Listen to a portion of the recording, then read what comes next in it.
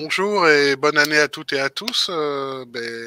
C'est très heureux de vous retrouver pour cette nouvelle année 2023 que je souhaite sous le signe de la RSE et de la Coupe du Monde de rugby, puisque je crois qu'on a un trophée à rapporter en France en 2023 aussi. Donc voilà, RSE. D'ailleurs, Coupe du Monde de rugby qui est avec Orange sous le signe de la RSE, puisqu'on veut des médailles recyclables et on y travaille, enfin voilà, sur des mobiles. Voilà, je ne suis pas venu tout seul pour vous parler aujourd'hui pendant une heure de la feuille de route RSE d'Orange Business Services. Donc, écoutez, vous les connaissez bien, c'est un rituel qu'on a à chaque fois, une fois par semestre, chaque année. Donc, Emmanuel, si tu veux te présenter. Emmanuel Temkin, donc je suis la directrice innovation et RSE pour DEF, donc c'est la direction entreprise France, c'est le B2B d'Orange en France. D'accord. Jérôme, si tu veux te présenter. Bonjour, je suis Jérôme Goulard, je suis en charge du développement durable pour Orange Business Services. Voilà. Bon. Et du coup, heureux aussi d'être là. Voilà, je peux pas dire bonjour dans le chat parce que je ne vois pas, je vois les inscrits, mais je ne vois pas, personne n'a dit bonjour pour l'instant, donc je sais pas qui est là, mais bonjour à toutes et à tous. Et de suite, il y a Anne, Patrick, ça y est, on les a réveillés. Bonjour Anne, Pascal. Je me disais, on n'est pas tout seul. Il y a Ralph, bonjour Yannick. Et belle année 2023, donc voilà, une belle année sous le signe de la RSE, oui Patrick. Voilà. Coucou Corinne, voilà. Bon, mais voilà, ils sont bien parmi nous, on n'est pas tout seul. Je vais juste partager ma présentation. Alors, excusez-moi. Donc du coup, Emmanuel, je te laisse introduire le sujet peut-être. Ouais. Alors, je vais repartir de la planète et de ses habitants. Mais pour redonner un peu de sens, j'aime bien repartir comme les méthodes agiles, vous savez, on commence d'abord le why avant de voir le what et le how. Donc, on commence par le why. Donc, pourquoi? Donc, on a une super belle planète. Il y a deux choses qui nous embêtent.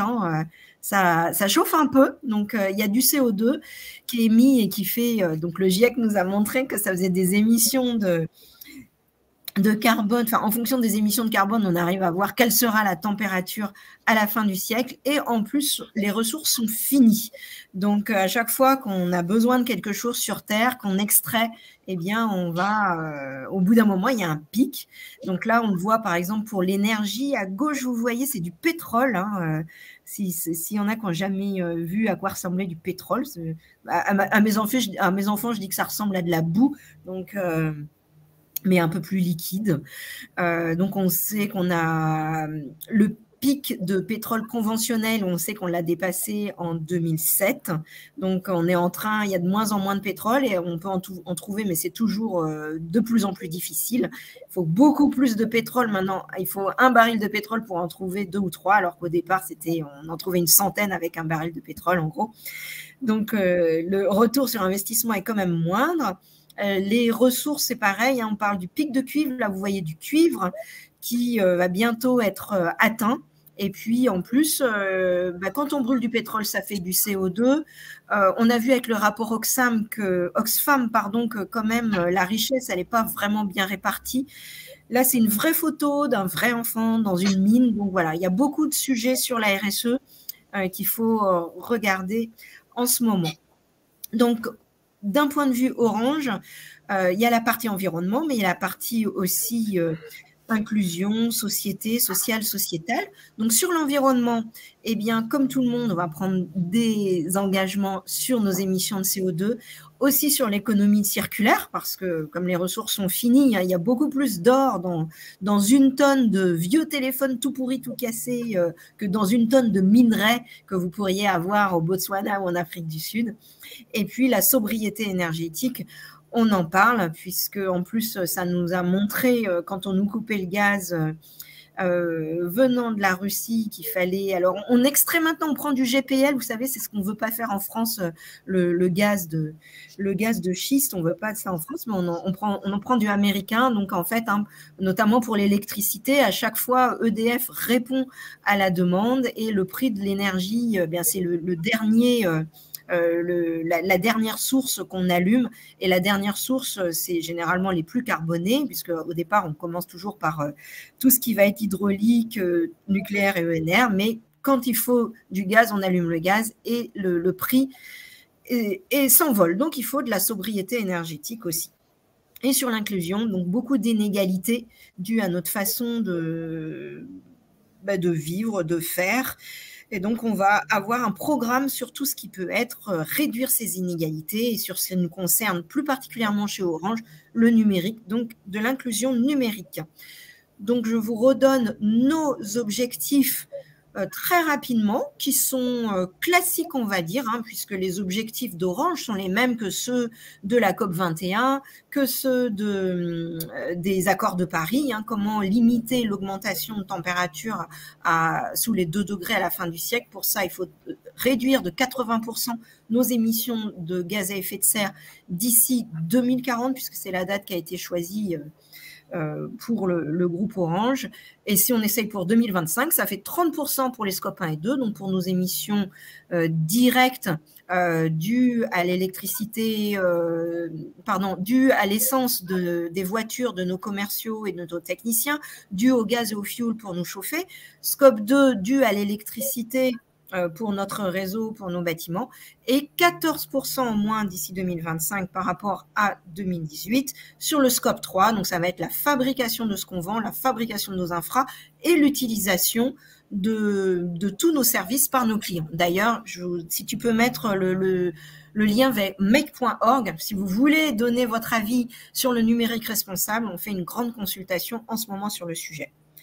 Sur la partie ressources finies, eh bien, toujours accélérer sur la reprise des mobiles, la reprise de nos équipements fixes, 100% de nos projets en éco-conception pour nos produits et services Orange.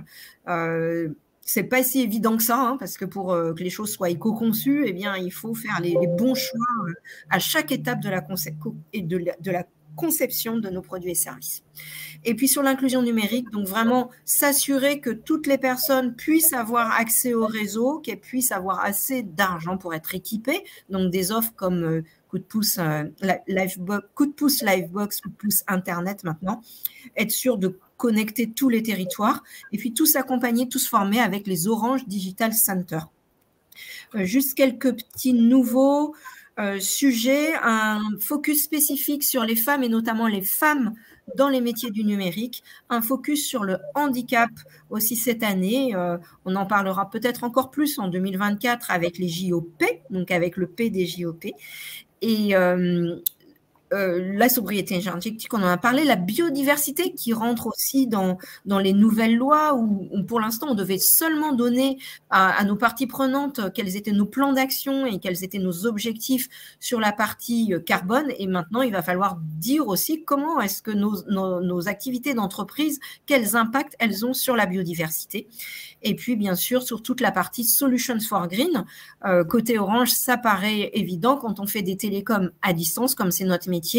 Eh bien, si on peut faire tout ça à distance plutôt que prendre des voitures et donc de brûler l'essence et donc de mettre du CO2 dans l'air, on se dit que c'est quand même bon pour la planète. Donc, en tout cas, nos solutions télécom, on essaye de calculer comment elles peuvent aider tout notre écosystème à se décarboner. Voilà, maintenant on passe sur le how. Donc, je pense qu'on va aller directement dans nos plans. Thomas ou Jérôme?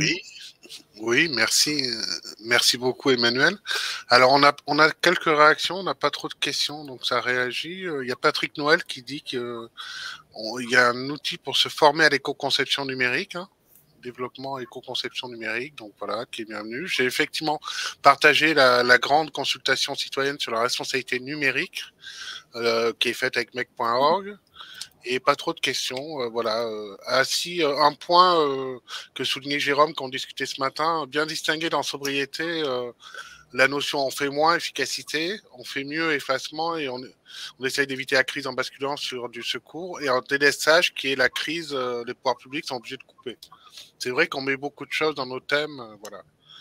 Donc il y a différents niveaux. Et bien, Ouais. Du coup, Jérôme, je te tends la perche. Voilà, à toi de. Merci. Je vais enchaîner effectivement avec quelques éléments sur les actions qu'on mène au sein d'Orange Business Services. Déjà sur les différents piliers de nos actions. Donc, c'est le slide d'après, Thomas, s'il te plaît. On a 3 domaines, mais qui viennent d'être illustrés. Tout ce qui est autour de l'environnement, avec notre programme Green Act transverse, interne et externe, qui embarque tout notre écosystème et qui se concentre sur ce qu'on fait nous pour atteindre justement nos objectifs dont on vient de parler et comment on peut accompagner nos clients dans leurs propres enjeux, dans leurs activités. C'est Solutions for Green. Je détaillerai ça juste après. On a un autre domaine qui est autour du numérique responsable, également tout ce qui est autour de finalement les data de confiance. C'est autour de la sécurité, de l'éthique, de data IA inclusif. On a eu quelques projets en 2022, puis on va les continuer cette année, sur notamment comment on introduit à toutes les étapes d'un projet data ou IA quelques éléments de questionnement et puis de tests sur des sujets éthiques et inclusifs dans nos méthodologies. Donc, on a eu un projet sur quelques mois. On s'est fait accompagner par un partenaire externe spécialisé, actionnable sur le sujet. On a eu les conclusions au mois de décembre. Maintenant, on va les mettre en œuvre dans nos projets cette année. Vous savez aussi probablement que le groupe Orange a déjà la certification GIS AI. Alors, GIS, c'est Gender Equality European and International Standard. C'est un standard qu'on utilise déjà pour tous les sujets de diversité. Et là, on a construit avec eux un dispositif appliqué à la data et l'IA. Et le groupe Orange a été le premier groupe à suivre ce certificat, cette certification. Et là, on vient de refaire en fin d'année la mise à jour, puisqu'on avait fait ça de mémoire il y a 1 an et demi, 2 ans. Et là, on est passé au niveau intermédiaire, donc qui est un bon niveau sur ces sujets-là.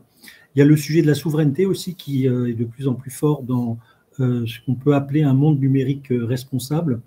On a aussi, et on en a parlé avec les Orange Digital Center, les compétences numériques, c'est pour les personnes, mais aussi pour les organisations, comment on s'assure que quand on met en place des dispositifs numériques, on ne perd personne en route, avec des gens qui ne seraient pas complètement à l'aise. Et puis les nouvelles façons de travailler, là aussi, on a vu que le numérique a un rôle important à jouer là-dessus. Et puis la dernière grande dimension qu'on a, c'est tout ce qui est autour des personnes, des collaborateurs et au-delà. Donc la diversité, l'inclusion, nos politiques, RH, également ce qu'on appelle les clauses sociales dans nos contrats. On a des clients, notamment services publics, mais aussi quelques clients privés qui nous disent, dans le cadre du contrat, comment est-ce qu'on peut contribuer à former des jeunes en décrochage scolaire, comment on peut travailler avec l'économie sociale et solidaire sur certaines des prestations qu'on rend dans nos contrats. Et donc, on travaille sur ces sujets-là. Au niveau du groupe Orange, on a plus de 15 millions d'euros d'achats inclusifs. Et au niveau d'OBS, on est en train de le renforcer et aussi de l'intégrer dans certains de nos contrats clients. Et puis, on a le sujet de l'engagement. L'engagement, c'est un terme très large. Nous, on l'a décliné sur 2 axes. L'engagement dans son métier, comment je mets en œuvre dans mon activité, dans nos produits, dans nos processus, dans nos opérations, ces sujets de RSE globalement. Et puis l'engagement, c'est aussi avec des organismes partenaires, des associations, via la Fondation Orange, via beaucoup d'autres dispositifs. On a eu l'année dernière le Engagement Day pour la première fois chez Orange. On l'a décliné chez OBS, d'ailleurs non seulement en France, mais aussi à l'international. On a eu un grand succès, de beaucoup de témoignages de ce qu'on fait aujourd'hui dans nos métiers et aussi en externe pour contribuer à tous ces enjeux qu'on vient de voir ensemble. Si je fais un focus plus particulier sur les sujets d'environnement, sur le slide d'après,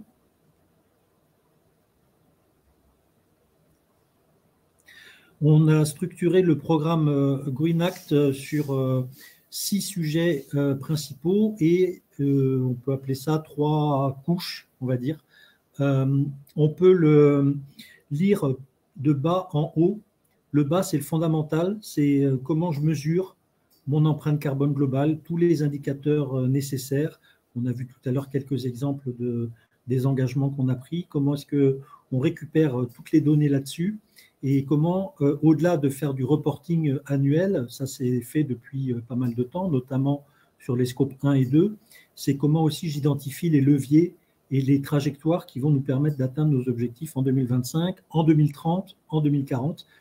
Donc 2040, on le sait, c'est le net zéro. 2025, c'est les engagements de Engagement 25. 2030, on va bientôt communiquer sur des points de passage pour l'ensemble de nos indicateurs. Et une chose nouvelle aussi qu'on a faite en 2022, c'est qu'on a maintenant intégré ce qu'on appelle le scope 3, et notamment tout ce qu'on achète auprès de nos partenaires. On a fait pour la première fois l'exercice aux bornes d'OBS sur l'ensemble de nos achats. Alors pour l'instant, on le fait principalement avec des flux financiers, mais ce qu'on veut, c'est progressivement mettre aussi des flux physiques et des flux réels, pas des estimations avec des taux de conversion entre X euros d'achat de, je dis n'importe quoi, PC, c'est X tonnes de CO2 en moyenne. Ce qu'on voudra, c'est progressivement avoir les vrais chiffres avec nos fournisseurs. Mais là, déjà, on a fait l'exercice global sur la totalité du périmètre et on a commencé à le répartir par entité, par service et même par client. On a fait un premier test en décembre sur un client pour voir ce que ça donne en combinant finalement l'information dans nos bases de données et en regardant différents angles. On a relié ça à l'outil de pilotage de notre système d'offres et de clients internes. Donc, ça nous permet de commencer à avoir des modèles et à pouvoir les regarder sous différents angles. Voilà. Excuse-moi, Jérôme, on a deux petites questions qui sont en lien avec ce que tu disais. Ouais. Donc, une première question, Yannick Jean, qui dit: est-ce qu'on connaît le périmètre Scope 3 ou est-il encore mouvant? Alors, franchement, il est encore mouvant. Je ne vais pas dire le contraire. Et c'est la même chose pour tout le monde. Plus je parle avec nos clients, avec nos partenaires, pour récupérer les infos, voir les modèles. Encore hier, j'avais un échange avec Apple qui me montrait finalement des estimations sur certains types d'équipements par d'autres fournisseurs, pas seulement Apple, avec des ordres de grandeur qui peuvent aller parfois de 1 à 3 en disant l'empreinte carbone de tel ou tel équipement, c'est entre ça et ça. Donc après, à nous de regarder en fonction de l'usage, en fonction des options, quelle est la bonne empreinte. Donc, ça reste encore des modèles qui sont en construction.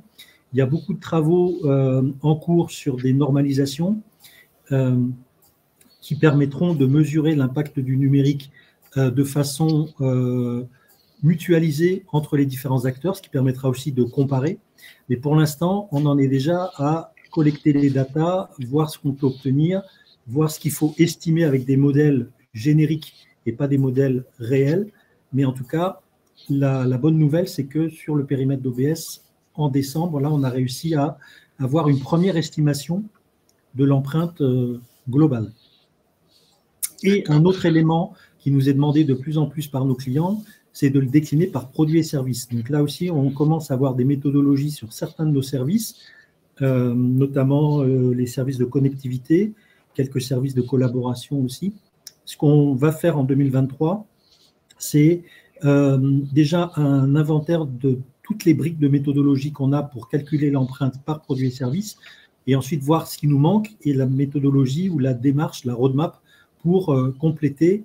Et l'objectif à terme, c'est que toute proposition commerciale d'Orange Business Service comportera un chapitre sur comment est-ce qu'on peut estimer son empreinte, quelle méthodologie, quelle data on utilise. Ce ne sera pas forcément à chaque fois exhaustif, parfait, mais en tout cas, on voudrait engager le sujet et même proactivement, même si le client n'a pas mis une clause spécifique dans son appel d'offres, en sachant que déjà aujourd'hui, on a de plus en plus de clients qui nous demandent des choses extrêmement précises, quantifiées, spécifiques sur ces sujets dans les appels d'offres. Donc tout ça, c'est la base. Décidément, ça fait parler. Il y a une autre question de Stéphane Poitevin dans le même sens sur la mesure. Comment appréhendez-vous les impacts considérables de la CRD sur la publication de multiples nouveaux éléments extra-financiers, KPI, taxonomie, scope 1 à 3, nécessitant la création d'une quasi-comptabilité environnementale et les contrôles et audits qui vont suivre? Oui, alors en fait, alors CSRD, tout le monde ne connaît peut-être pas. c'est… alors, il ne faut pas que je me trompe parce que CSR, c'est aussi Corporate Social Responsibility, mais là, ce n'est pas ça. C'est Corporate Sustainability Reporting Directive, CSRD. C'est un dispositif européen, donc une directive européenne qui a été validée en décembre dernier et qui va s'appliquer à partir de 2024 sur l'exercice 2023 sur un certain nombre d'indicateurs qui vont être obligatoires pour les entreprises. Alors, je ne sais plus quelle est la limite, mais évidemment, Orange est complètement dans le scope. Ça va compléter ce qui existe déjà avec la taxonomie européenne, qui est un dispositif qui est déjà en place, d'ailleurs qu'on mesure déjà chez Orange, mais qui était très incomplet sur le domaine numérique. En gros, c'est voir quelle est la proportion de nos activités qui ont une contribution directe à la transition environnementale avec des définitions données par la Commission européenne sur tous les secteurs d'activité. Le numérique n'a pas été très, très détaillé. Du coup, aujourd'hui, on se retrouve avec quelques pourcents de notre chiffre d'affaires global, d'ailleurs principalement venant d'Orange Business Services, qu'on a comme élément là-dessus. Pour revenir sur la CSRD, qui est effectivement le nouveau dispositif, il y a tout un ensemble de données KPI qui ont été définies. Il y a aussi la gestion du risque climatique par les entreprises, comment on le pilote, comment est-ce qu'on identifie les risques et les actions pour éviter ce risque, notamment sur nos infrastructures, sur s'il fait trop chaud, s'il y a des inondations, si j'ai plus accès à un site parce qu'il y a des événements extrêmes. Et on commence malheureusement à avoir des exemples, notamment aux États-Unis, là, en décembre, on voit qu'il peut y avoir des endroits qui deviennent inaccessibles. Donc ça fait partie des risques climatiques qu'il va falloir maintenant identifier, quantifier, piloter. Donc ça fait partie aussi des obligations de la CSRD. Et l'autre obligation, c'est tout un ensemble de données KPI. Et donc, on a démarré au niveau du groupe Orange un projet global de Data Lake ESG pour identifier ce qu'on a aujourd'hui, ce qui nous manque et comment est-ce qu'on va piloter toutes ces données. Donc, la bonne nouvelle, c'est que quand même, chez Orange et notamment chez Orange Business Services, la donnée, c'est quand même un peu notre expertise. Et donc, j'espère bien qu'on aura l'occasion d'utiliser nos compétences pour travailler sur ces sujets. D'ailleurs, j'ai déjà engagé des discussions avec nos équipes Business Decision, les équipes Data IA d'OBS aussi.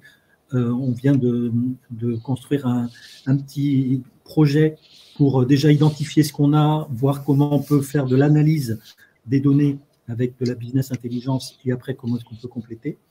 Donc tout ça se met en place, également avec une personne qui vient d'être nommée à la direction financière du groupe, Constance Geste, qui est notre Chief Sustainable Finance Officer, donc la responsable de la finance durable pour Orange, et qui sera en charge de faire en sorte que notre pilotage extra-financier soit totalement coordonné et au même niveau de confiance des données qu'on va communiquer que notre pilotage financier. C'est bien ça l'objectif à terme, c'est que finalement, les données extra-financières soient normées, soient pilotées et soient à un niveau de confiance au même degré d'exigence que ce qu'on fait aujourd'hui sur la finance, évidemment, avec des normes qui existent depuis beaucoup plus longtemps. Voilà, j'ai répondu un peu longuement, mais je crois qu'effectivement, parce que c'est des nouveautés qui vont arriver progressivement. Alors, si je continue sur les différentes… Juste une dernière petite question, si tu permets, Jérôme. Oui, vas-y. Dernière… Et après, je te laisse poursuivre, promis, et on prendra les questions. Non, mais c'est très bien qu'il y ait des questions, c'est mieux. Et ça concerne l'IT, en fait, ce qui est notre cœur de métier aussi, que tu connais bien. Patrick Noël nous pose la question, comment la gouvernance ESG intègre l'IT au niveau du groupe Orange, stratégie, action, échange du quotidien?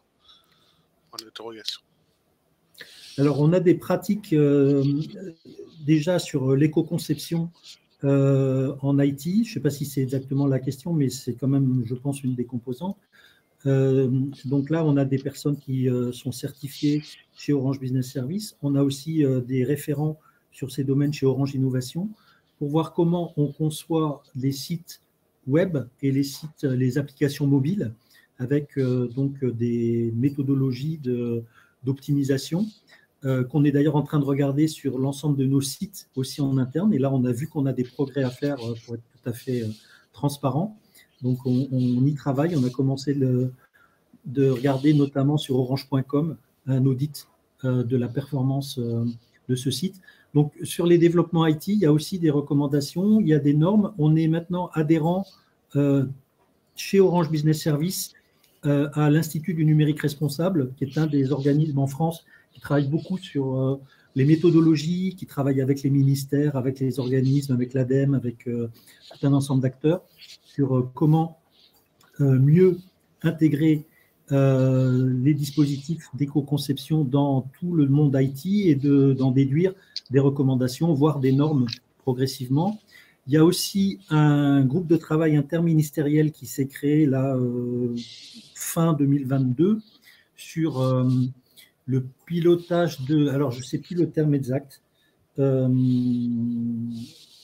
crois que c'est le pilotage du numérique responsable, mais je ne suis plus complètement sûr, avec 5 groupes de travail sur les terminaux, sur les réseaux, sur la mesure de CO2. Et donc, on fait partie, nous, Orange, de ces groupes de travail également. Donc, il y a beaucoup de think tanks, groupes, organismes qui avancent sur ces façons de normaliser et de recommander la meilleure façon d'utiliser le numérique pour avoir un impact maîtrisé. Merci Jérôme. Je te laisse poursuivre ta présentation. Alors, je vois qu'il y a encore une autre question. Combien de personnes travaillent chez nous avec… Alors, l'IN, je pense que c'est l'INR. L'INR. Alors, le dispositif de l'INR, il permet, quand on adhère, d'avoir 3 référents. Donc, j'ai nommé 3 référents, 2 qui sont dans les équipes Orange Business Service et une personne qui est au niveau d'Orange Innovation pour qu'on ait bien une déclinaison pour le groupe. Ça a démarré en fin d'année. Donc là, pour l'instant, ils ont participé à 2-3 ateliers. Et en fait, on a prévu au mois de mars de faire un bilan de 4-5 mois de collaboration et de voir comment on peut commencer à diffuser plus largement certains éléments venant de ces groupes de travail. Donc, ça va venir, a priori, vers le mois de mars. Alors, pardon, il faut que tu remettes le slide d'avant, mais je vais aller vite parce qu'effectivement, parce que je suis en train de dépasser mon créneau. Mais du coup, là, j'ai parlé principalement de ce qu'il y avait sur la couche du bas, qui est vraiment le fondamental. Après, comment est-ce qu'on se transforme? C'est quoi nos leviers pour améliorer notre trajectoire? Ben là, on en a 2 principaux, l'économie circulaire. Et vous allez voir, cette année, on va vraiment confirmer ce sujet comme une de nos priorités majeures au niveau du groupe, puisqu'on sait que quand on mesure l'empreinte carbone de notre activité, que ce soit au niveau du groupe ou au niveau d'Orange Business Service, on a plus de 80-85% qui viennent de notre scope 3, donc principalement de ce qu'on achète. Et là-dedans, c'est principalement la fabrication des équipements.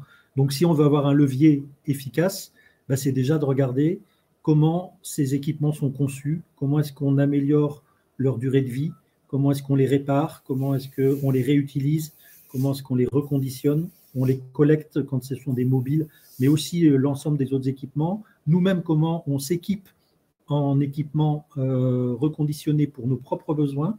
On a l'année dernière eu plusieurs millions d'euros d'achat d'équipements reconditionnés pour nos propres besoins internes. Et on a évidemment tous les programmes de collecte avec nos clients des mobiles qu'on a sur aussi l'ensemble du marché entreprise. Et on commence à avoir de beaux contrats qui se signent avec certains de nos clients avec des mobiles reconditionnés. J'en ai un en tête qui est Ikea. On a eu plusieurs milliers d'équipements reconditionnés qui ont été vendus.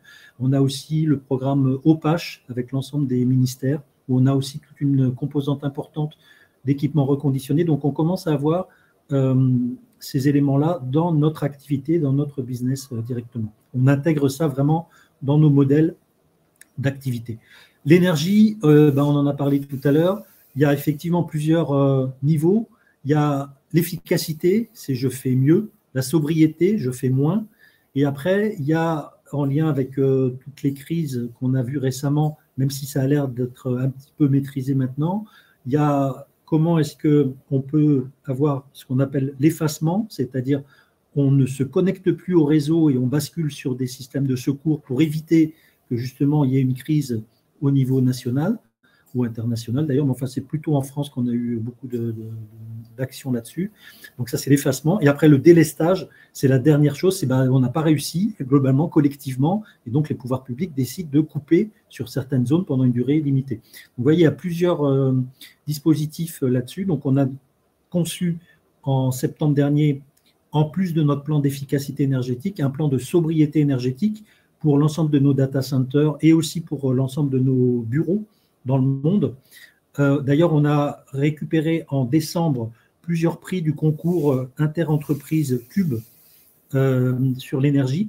On a eu plusieurs cubes d'or et plusieurs cubes d'argent avec nos sites en Allemagne, dans d'autres pays également, Maurice, Égypte aussi, si je me souviens bien, sur finalement l'efficacité de toutes les mesures prises sur les immeubles et avec la contribution de tous les collaborateurs sur les immeubles. C'est vraiment un gros succès qu'on a eu. Il y a eu la remise des prix inter-entreprises en décembre et on avait une très belle part chez Orange sur le podium. Et puis, on a évidemment tous les enjeux d'achat d'énergie renouvelable dans l'ensemble de notre parc.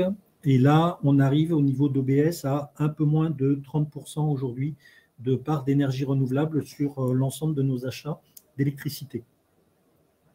Et ensuite, qu'est-ce que ça a comme impact sur notre portefeuille d'offres? Là, on a deux axes qu'on appelle pour l'instant Green Portfolio Solutions for Green. On va changer ces noms bientôt parce qu'on veut éviter d'utiliser le terme green qui peut donner assez vite l'impression de greenwashing, ce qui n'est absolument pas ce qu'on fait. Donc, ce qu'on appelle le Green Portfolio, c'est comment on a de l'éco-conception ou du re-engineering d'offres pour améliorer l'impact de nos solutions.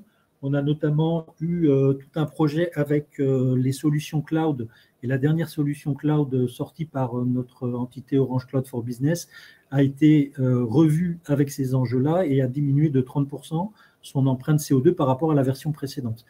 Et Solutions for Green, c'est comment on accompagne nos clients. Et là, l'an dernier, on a sorti une offre Smart Eco Energy, pour juste donner un exemple, qui permet de faire du pilotage énergétique des bâtiments, techniques et tertiaires, avec tout un ensemble d'Internet des objets, consolidation de toutes les infos de facturation énergétique et pilotage global après de l'ensemble. Donc, on commence à avoir plusieurs clients qui ont adopté cette solution, puisqu'il y a aussi là des éléments réglementaires qui accompagnent ça, ce qu'on appelle le décret tertiaire, qui est devenu obligatoire pour les entreprises, avec donc une obligation de piloter, mesurer, communiquer sur leur empreinte énergétique. Et on l'applique là aussi chez OBS. On a commencé le déploiement de cette solution sur nos 9 principaux data centers dans le monde et sites les plus consommateurs d'énergie, de façon à pouvoir réduire leur impact. Et d'ailleurs, on a commencé à avoir de bons résultats sur les premiers sites pilotes. Donc voilà, globalement, un petit aperçu des principaux enjeux, de la façon dont on les traite, depuis le basique et le fondamental jusqu'à la transfo et l'impact sur nos offres. Et alors, le dernier slide après, mais que je ne vais pas commenter en détail, c'est juste pour montrer que ce que je vous raconte, ce n'est pas seulement des ambitions et des paroles, c'est aussi des chiffres qu'on pilote. Et donc, on a ce qu'on appelle le cockpit Sustainability, où chacun des objectifs qu'on a mentionnés précédemment sont mesurés, pilotés, avec les chiffres. Là, on a les chiffres dans le tableau que vous voyez jusqu'à 2021. On vient d'obtenir certains chiffres 2022, donc on va mettre à jour. Donc sur les émissions de CO2, les taux d'électricité renouvelable.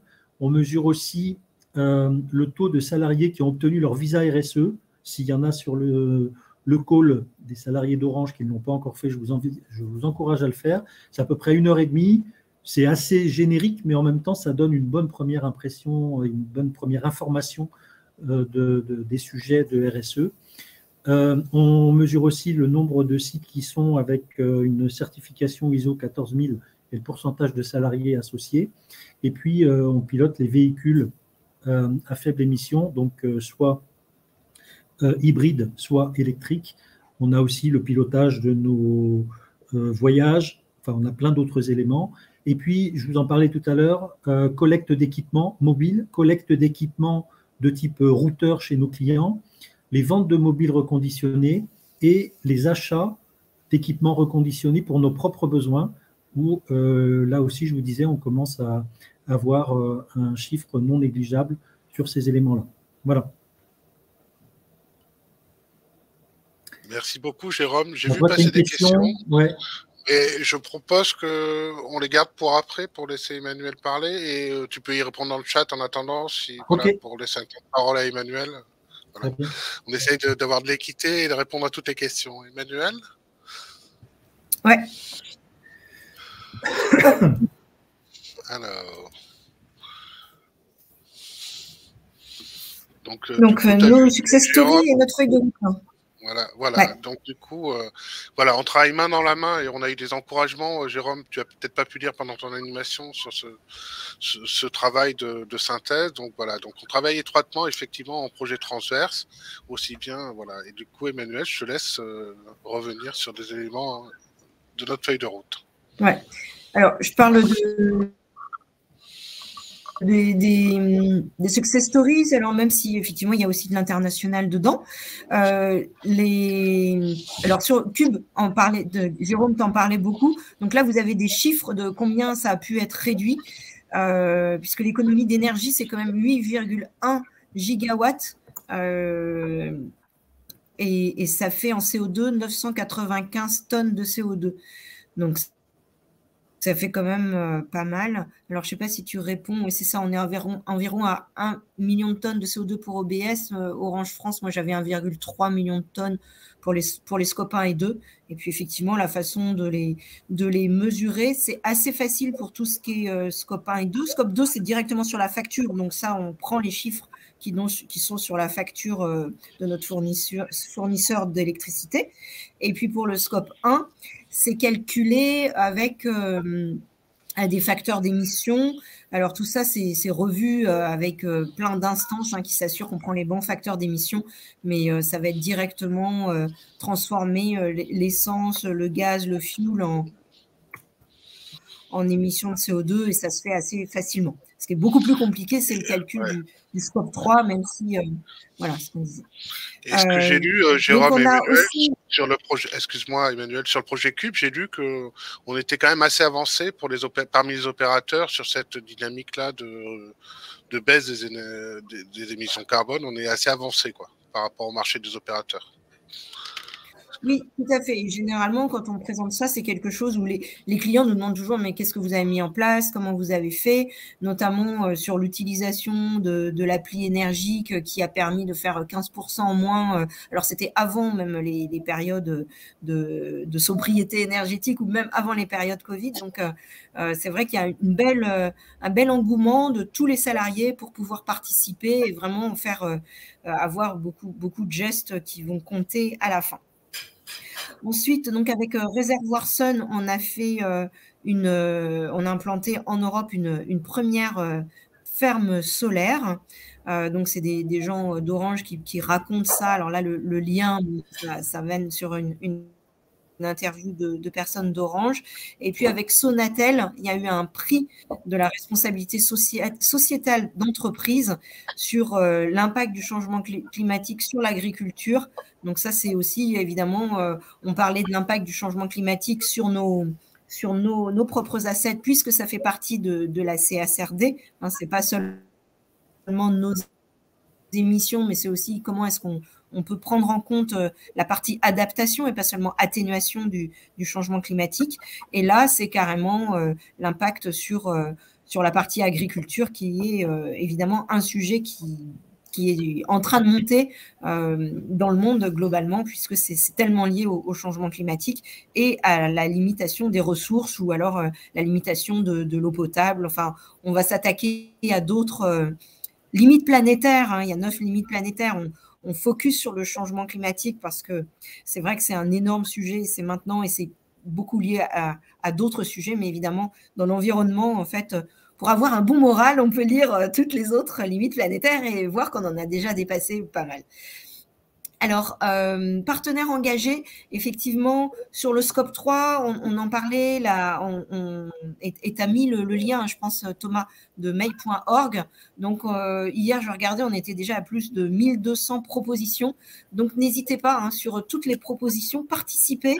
Vous pouvez voter plein de fois, puisque je crois qu'il y a justement les 1200, elles sont données par paquet de 15. Donc, on le fait avec make.org. Le but, c'est vraiment de voir de demander, hein, de prendre des idées de tout le monde, donc de faire comment on appelle ça, de l'innovation sociale aussi, quand tout le monde peut participer, les particuliers, les entreprises, les clients, les salariés.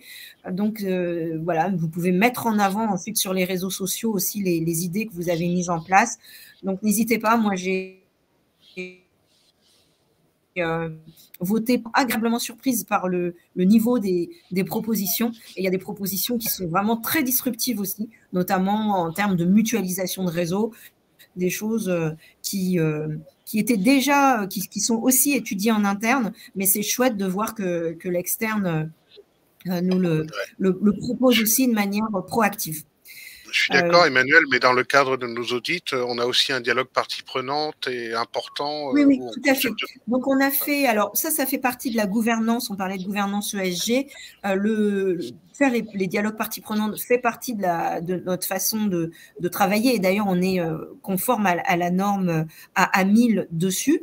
Donc, sur les dialogues parties prenantes, il s'agit de vraiment, à chaque fois qu'on fait un programme RSE, en fait, c'est vrai que souvent, quand on va faire des objectifs d'une autre direction, on va se dire, tiens, on veut faire ça, combien on va en vendre, à qui, c'est qui notre marché. On fait ça un peu tout seul ou alors en regardant des études marketing. Et c'est vrai que la RSE, c'est très différent. Là, on va vraiment interroger toutes nos parties prenantes, et donc ça va être les parties prenantes, les directes auxquelles on va penser, par exemple nos clients, nos fournisseurs, nos salariés évidemment. Ça peut être aussi des parties prenantes très indirectes, ça peut être des acteurs de la société civile, ça peut être des influenceurs, ça va être des mairies, ça va être des pouvoirs publics. Donc on a après le monde, après la crise Covid, on s'est posé la question, mais tout le monde disait il va y avoir plein de choses changer. Hein, vous vous souvenez, après le Covid, il va y avoir un nouveau monde. Mais qu'en est-il? Est-ce que vraiment on a fait un nouveau monde? Qu'est-ce que vous attendriez? Qu'est-ce que vous attendriez d'Orange justement pour peut-être faire quelque chose de différent? Donc ça, c'est le dialogue partie prenante qui a eu lieu en 2021 et qui nous a permis de voir quelles étaient les attentes principales, et notamment de faire ressortir les attentes que vous voyez maintenant, enfin les réponses que vous voyez maintenant dans notre feuille de route. Donc, il y a beaucoup de choses sur la partie environnement avec un nouvel éclairage sur la biodiversité. La CSRD nous aide aussi, puisque dans cette nouvelle directive européenne, il y a aussi l'impact sur la biodiversité qui n'existait pas avant dans tout ce qui pouvait être dans la loi Grenelle 2 ou choses comme ça. Donc, ça apporte des obligations et puis des regards nouveaux. Et puis, il y avait aussi le sujet de l'énergie, le sujet de l'éthique, le sujet des données, qui était déjà un sujet important et a été ressorti aussi de ce dialogue partie prenante de manière encore plus prononcée. Alors, globalement, pour être hyper concret, je vais vous montrer le planning de com. Alors là, c'est vrai qu'il n'y a pas beaucoup de femmes hein, sur la photo précédente. Heureusement qu'on a notre PDG qui est femme. Donc, sur on essaye d'être complètement cohérent justement avec les thèmes qui sont sortis un gros sujet sur l'énergie. Sur l'énergie, on a construit avec la start-up Mon Atelier Éco-Frugal un kit sobriété énergétique. Donc, de la même façon, vous pouvez faire des ateliers zéro déchet chez vous. De la même façon qu'on avait construit un kit sur le numérique responsable, maintenant, il y en a un sur la sobriété énergétique. Donc, comment est-ce qu'on fait? C'est ce genre de kit et d'ateliers. Donc, on fait des ateliers. Ça permet vraiment de discuter parce que c'est beaucoup plus simple de dire à quelqu'un, alors là, vous ne me voyez pas, je peux mettre non, sinon, va encore me dire que je suis une schtroumpfette, Thomas, mais voilà, comment est-ce qu'on fait pour mettre le chauffage en moins concrètement? Voilà, est-ce qu'on travaille en pull, en manteau? Enfin bon, c'est toujours chouette d'avoir la vraie vie des gens qui ont mis en place des solutions. Donc ça, c'est vraiment très important.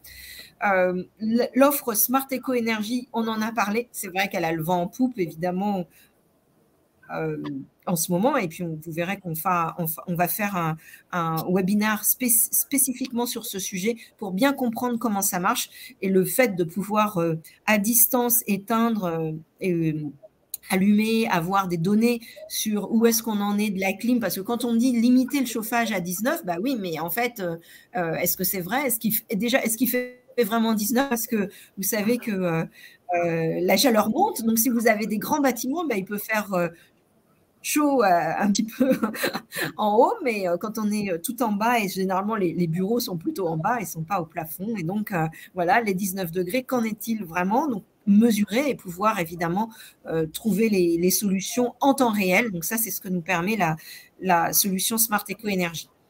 Un gros sujet au milieu sur l'environnement. Hein, donc nous, on continue de vous proposer en interne et en externe des ateliers sur la fresque du climat. On exige de tous nos acteurs RSE qu'ils soient aussi eux-mêmes animateurs de la fresque du climat. Donc, on a un process de labellisation avec l'association de la fresque du climat.org. Pour rendre les choses plus sympas, on a mis en place un escape game sur la RSE. Donc voilà, ça permet d'apprendre en s'amusant. Écoterie, notre partenaire sur la France, pour replanter des arbres ou pour gérer les forêts, pour être plus, parce que quand on dit replanter, bon, on dit ouais, ok, c'est sympa de replanter, tout a été brûlé en Aquitaine, mais comment est-ce qu'on va replanter? Est-ce que les arbres qu'on plante vont être encore là quelques années après? Quelles essences? Comment est-ce qu'on fait des mélanges? Et puis au niveau de la biodiversité, alors évidemment, quand tout a été brûlé, le fait de replanter, c'est toujours mieux, mais quand c'est des champs et qu'on va replanter toujours la même espèce, est-ce que c'est une bonne idée? Donc Écoterie est une entreprise qui est beaucoup plus sur la gestion de la forêt, la bonne gestion que juste planter des arbres là où il n'y en avait pas. Notre proposition de valeur RSE, donc c'est vraiment important pour nous de mettre en place, de montrer tout ce qu'on a mis en place, toutes nos actions, leurs résultats, et puis effectivement montrer comment nos solutions Orange peuvent aider nos clients. Donc les vendeurs doivent normalement être complètement au fait de tous ces pitchs-là. On a un club innovation RSE et puis une newsletter LinkedIn que je vous invite de vous inscrire si vous n'êtes pas encore abonné. L'économie circulaire, c'est le nerf de la guerre. Donc le programme RE, avec tout ce qui va être récupération, collecte des mobiles, la reprise, donc Orange Reprise. On a aussi maintenant une offre de location avec le leasing. On s'arrête pas seulement à la partie mobile, puisque on va vers la réutilisation avec le programme Oscar de tout notre réseau, et puis aussi même le don de nos mobiliers avec réemploi. Vraiment, l'économie circulaire, c'est au cœur. C'est un vrai changement, hein, parce que quand on essaye de regarder tous les process, ils sont quand même faits pour inonder le marché. Ils sont pas tellement faits pour aller chercher le petit bout de cuivre. Tout à l'heure, je vous montrais du minerai de cuivre. Donc, le petit bout de cuivre qui pourrait être dans un IoT, sur un objet connecté qui a été mis dans la nature. Bon, voilà. Pour l'instant, il n'y a pas forcément, tout n'est pas forcément pour récupérer les objets. C'est nouveau. Donc, on apprend en marchant. On n'est pas forcément au top du top de ce qu'on voudrait faire. On a fait plein d'études dans tous les sens, des Ishikawa, vous savez, les arbres des causes, pour savoir qu'est-ce qui nous empêchait d'aller plus loin, pourquoi est-ce que ça marchait pas ce qu'on avait mis en place. Donc voilà, notre objectif, c'est vraiment de récupérer tout le matériel fixe, parce que le matériel fixe, justement, il n'est pas mobile, et on se dit que c'est quand même plus simple, et puis il a une certaine taille, donc de récupérer notre matériel fixe. Mais parfois, on ne sait pas forcément où il est, parce que c'est du matériel très ancien, et donc on n'a pas forcément l'état, l'adresse, où est-ce qu'il faudrait aller le chercher. Et le matériel mobile, on dit qu'il y a plein de millions de téléphones qui dorment dans les couloirs, dans les tiroirs, pardon, pas dans les couloirs, mais même si j'en ai vu déjà parfois dans des couloirs, dans des bennes, voilà, mais c'est pas évident quand même de mettre la main dessus. Et pourtant, on travaille avec des reconditionneurs et donc notamment au Cordon où on va donner tous nos mobiles qui ont été récupérés justement en interne Orange ou en collecte citoyenne ou avec nos offres de reprise et on va les reconditionner à Rennes pour en faire des tout nouveaux. Hein. Donc là, le mien, je ne sais pas si vous le voyez avec la caméra, mais c'est un mobile Cordon Cadaos. Voilà, on ne peut pas du tout voir que c'est un reconditionné. Il est vraiment tout neuf. Un aspect spécifique sur la partie woman. Vous savez qu'on a le programme Femmes entrepreneuses et puis pour mettre en avant les femmes, il y a toujours moins de femmes qui se lancent dans l'entrepreneuriat, même si ça commence quand même à accélérer. Et puis sur la partie handicap, toutes nos actions sur le handicap, on va essayer de mettre tout ça dans globalement d'y réfléchir, que ce soit en termes d'accessibilité. Normalement, toutes nos offres, en tout cas les sites web, Orange Pro, les sites grand public sont accessibles. Il y a évidemment la partie embauche, emploi, d'avoir des salariés avec handicap. C'est aussi quelque chose, Jérôme nous parlait des clauses sociales, c'est aussi quelque chose qui nous est demandé par nos clients et merci nos clients d'insister sur ces sujets-là, ça nous fait grandir globalement. Et puis il y a tous les produits qu'on peut proposer aussi pour les personnes porteuses de handicap avec Orange Innovation, donc par exemple Roger Voice, qui est un outil qui a reçu des prix, qui permet de lire directement tout ce qu'on peut avoir sur le mobile. Sur l'inclusion numérique, et donc quand on veut que chacun ait accès, l'offre coup de pouce Internet, qui est sous condition de ressources, qu'on a augmenté. Avant, c'était 700 € augmenté, enfin diminué, donc il suffit d'avoir le RSA pour avoir le droit. Alors il suffit, c'est une façon de parler qui est pas la bonne, mais je veux dire, on a diminué les conditions d'accès pour que ce soit vraiment accessible au plus grand nombre, donc d'avoir un Internet à prix réduit, c'est une offre qui a été faite par des gens d'Orange sans marge, donc c'est quelque chose un travail totalement incroyable d'avoir pu mettre ça en place. Et puis vous avez aussi les PC reconditionnés, donc du réemploi des ordinateurs des salariés qui sont mis dans l'offre coup de pouce aussi. Nos Orange Digital Center, c'est ce qui permet de mettre tout l'accompagnement des clients. Donc, au niveau grand public, vous allez avoir énormément d'ateliers, soit en physique, soit en digital. Et puis, pour nos clients entreprises aussi, pour les pro-PME, on a beaucoup de webinaires qui existent sur comment créer son entreprise. On a même un livre blanc qui existe là-dessus, avec énormément de conseils. Je pense que le webinaire qui marche mieux, c'est comment faire sa newsletter. Donc, voilà, et vous pouvez les retrouver aussi avec notre partenaire Webikeo. L'offre créateur et puis pour les entrepreneurs, donc toujours avec 30% de réduction quand on vient de créer son entreprise. J'ai parlé des Orange Digital Center.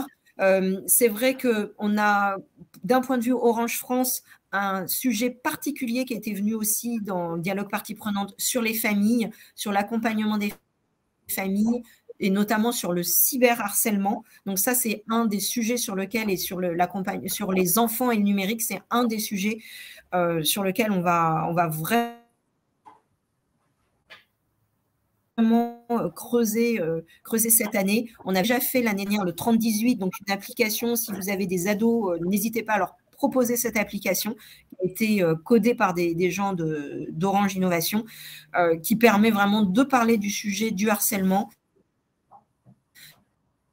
Vraiment un sujet primordial. Nos actions prioritaires, alors on a par rapport à nos clients nos Orange Business Tour qui permettent de mettre en avant toutes nos solutions et nos solutions green en premier lieu. On a un showroom tour aussi qui permet de regarder tout ce que Orange vous permet, enfin toutes les solutions d'Orange en vrai, voilà, avec des démos.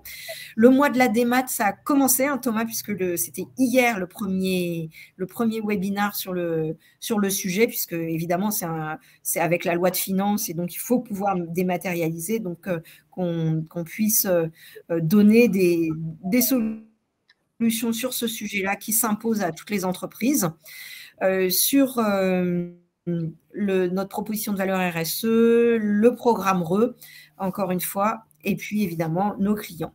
Donc des prochains webinaires, si on fait la pub pour ceux à venir, le mois de la démat commencé hier, et puis il y aura deux autres webinaires sur les audits fiables, le contexte juridique, la sécurité des données, Smart Eco Énergie. Le 9 mars, sur la partie RE, sur les… Alors, je crois qu'il y a le matin, l'après-midi, en tout cas, on explique aussi nos reconditionneurs pendant ces webinaires. Ouais, le matin, c'est pro PME et l'après-midi, c'est entreprise. Plan de sobriété énergétique avec nos solutions, justement, aussi sur le sujet. Un focus sur tout l'entrepreneuriat, les jeunes entrepreneurs, donc des personnes qui ont réussi et qui veulent donner le punch aussi c'est l'offre. Donc, quand vous aviez la question tout à l'heure sur comment est-ce qu'on prend l'IT dans notre gouvernance, donc justement, cette offre permet dès le départ d'avoir de l'éco-conception de tous les solutions IT. Écoterie, la biodiversité aussi avec l'association Biodiversité, et puis Vivatech évidemment qui est un rendez-vous régulier d'Orange sur lequel on veut aussi faire un challenge et faire pitcher nos startups sur la RSE. Je pense que j'ai fait à peu près le tour. Et puis en interne et en externe, pardon, tous nos ateliers sont ouverts à chaque fois à tout le monde. Donc les ateliers fresques du climat, les ateliers pour calculer son empreinte carbone en tant que salarié, les ateliers zéro déchet, les ateliers numériques responsables sur la sobriété énergétique, donc un petit nouveau. Et puis, je vous en parlais aussi, l'escape game sur la RSE. Voilà. Et puis, en interne, on a des capsules Hello Learning. Donc, c'est une façon d'apprendre, des podcasts sur différents sujets, et notamment sur le fait de monter sa boîte, les difficultés qu'on peut avoir. Donc, il existe déjà des podcasts que vous pouvez voir sur Orange Pro avec des témoignages d'entrepreneurs et leur vie de tous les jours. Et donc là, on va creuser sur des entrepreneurs avec lesquels on travaille, donc Justine Bas et Quentin Méric. Je pense que j'ai fait le tour, plus ou moins. Ah oui, et puis j'ai oublié tout ce que j'ai vu sur les questions que vous vouliez Merci beaucoup, Jérôme, pour tous tes exemples. Et donc, il faudrait qu'il y ait une copie écrite. Alors, pour l'instant, vous avez une copie vidéo de ces webinaires sur la chaîne OneDef sur YouTube, mais j'ai bien noté votre demande de copie écrite. Voilà. Et tout ça concourt à un impact positif. Je vous ai lancé un petit rôti, mais j'ai pas eu trop de succès dans le chat, alors je vous le redis oralement. Pour nous améliorer, pouvez-vous nous mettre une petite note de 1 à 5, 5 étant la meilleure dans le chat. Yannick, merci pour ton 5, voilà. Donc n'hésitez pas. Effectivement, j'ai noté, Jérôme, c'est un peu de travail et tout, qu'il y avait une demande un peu d'avoir un peu tes réponses concrètes et peut-être dans Espresso ou dans un petit document résumé, donc il y a un peu de travail, mais bon, voilà. Je pense que les gens ont vraiment apprécié, ont demandé à ce qu'on formalise un peu tes exemples pour des visites clients ou des rencontres, voilà. Alors, on a effectivement dans Expresso tout un ensemble de documents de référence, dont la Value Proposition Sustainability, qui existe, qui a été remise à jour fin septembre dernier, et puis d'autres documents associés. Mais effectivement, il n'y a pas tout ce que j'ai cité. Ouais. Voilà, et on travaille avec l'Excellence Factory DGC sur un nouvel outil qui permettra d'avoir justement accès à encore plus d'informations en faisant aussi des liens vers d'autres endroits, que ce soit un peu une plateforme d'orientation pour trouver les bonnes infos, ne pas les dupliquer parce que c'est toujours compliqué quand on duplique pour les mises à jour. Et donc, ça devrait sortir là dans les semaines, mois qui viennent une nouvelle plateforme d'information sur tous les sujets RSE qu'on peut partager avec nos clients. Et puis en interne, on a aussi un plaza dédié qu'il faudra qu'on alimente et qu'on enrichisse et qu'on mette à jour avec tous les éléments là qui sont arrivés récemment. Pour finir sur une note d'humour, on peut dire que c'est un chat GPT de la RSE que tu nous proposes, Jérôme. Ah bah, ce serait super. Alors moi, j'ai terminé mes crédits, j'ai tellement utilisé le chat GPT parce que j'adorais. Ils m'ont dit non, mais maintenant, il faut laisser la place aux autres. Et en fait, ils limitent le nombre de requêtes qu'on peut faire, je ne savais pas. Mais ouais, ce serait super qu'on arrive à faire quelque chose de ce niveau-là. On va y travailler. D'accord. Écoutez, un petit mot de la fin, puisqu'on arrive au temps imparti. Emmanuel, tu veux dire quoi à notre public? Emmanuel est coupé, tu as des problèmes de son? Oui. Non, vous m'entendez? C'est bon, c'est bon. Non, on t'entend pas. Et puis, non, la connexion se perd. Pas non, ouais, non. Jérôme, à toi l'honneur, on va voir si elle marche. À moi l'honneur de quoi, pardon?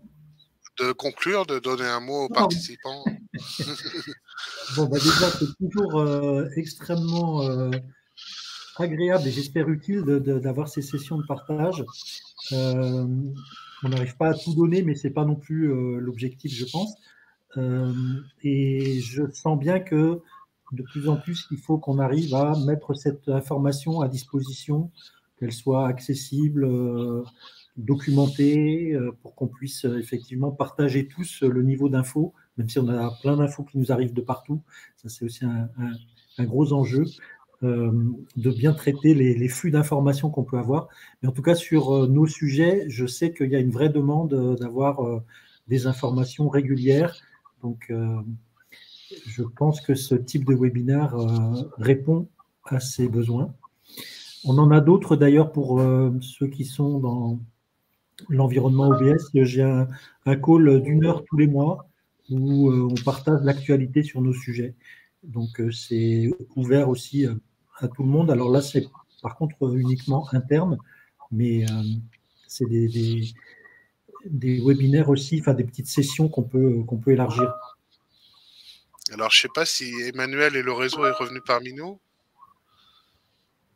Ouais, moi je vous entends, mais je ne sais pas si vous m'entendez. Ouais, ça y est, on t'entend.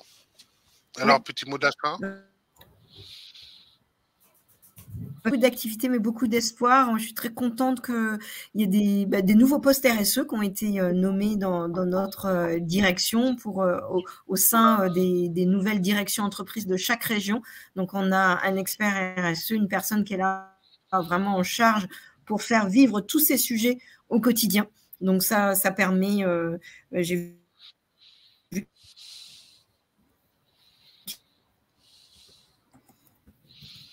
avec RSE, si vous êtes de votre région pour participer. Le but, c'est vraiment de pouvoir effectivement avoir plein d'idées, plein d'actions. Nous, on est là pour vous aider à mettre en place, dès que vous avez quelque chose que vous voulez mettre en place, notre but, c'est vraiment de pouvoir vous soutenir et vous aider pour que ça puisse se réaliser.